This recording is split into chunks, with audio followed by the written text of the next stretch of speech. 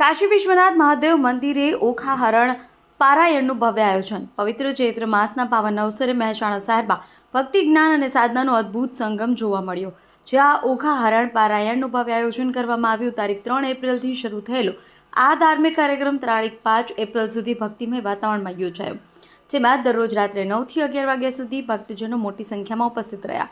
મહેસાણાના રાધનપુર રોડ પર આવેલા શ્રી કાશી વિશ્વનાથ મંદિરે યોજાયેલા પારાયણમાં શ્રીમતી મિત્તલબેન પંડ્યા દ્વારા ભાવપૂર્વક પારાયણ અને પ્રવચન આપવામાં આવ્યું, જેના દ્વારા ભક્તોને આધ્યાત્મિક શાંતિ અને પ્રેરણા મળી।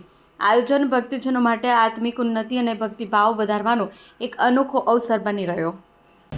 સુંદર તળાવને પણ આકાર લઈ રહ્યો અને પાછોટના મધ્યમાં જે કાશી વિશ્વનાથ અહીંના કાર્યકરો તરફથી જે સુંદર બની ગયું, એ ખરેખર જે કામ અહીંના સ્વયંસેવકો કહતોય અને અહીંના સાનિધ્યમાં રહેલા આજુબાજુના સભ્યો કહતોય, ગોળાભાઈ, લટુભાઈ, ભીખાભાઈ, બેચરભાઈ તથા અન્ય મહાનુભાવો, અમારો ચિરંજીવી લક્ષેશ એ અમારા કાકાનો પુત્ર કહેવાય।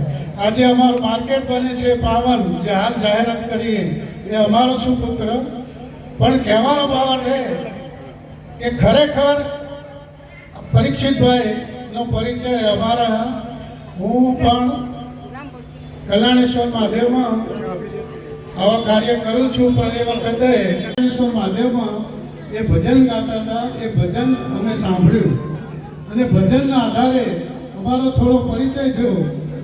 એટલે પરીક્ષિતભાઈને કહ્યું, તમે શું કરો? કે હું પ્રોફેસર છું।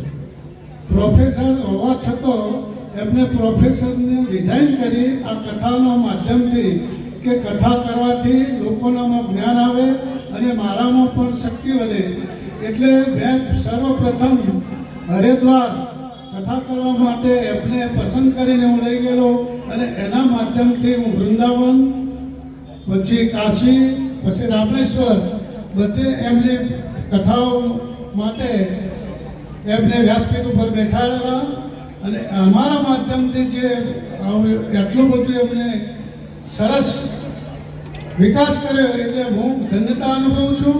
બધા દેશ અને દુનિયાના સમાચાર જોવા માટે અમારી ચેનલ MG લાઈવ ન્યૂઝને સબસ્ક્રાઇબ કરો અને બેલ આઇકોન પર ક્લિક કરો, જેથી રોજે રોજની અપડેટ આપને મળતી રહે। સાથે જ અમારું ફેસબુક અને ઇન્સ્ટાગ્રામ પેજને પણ ફોલો કરો।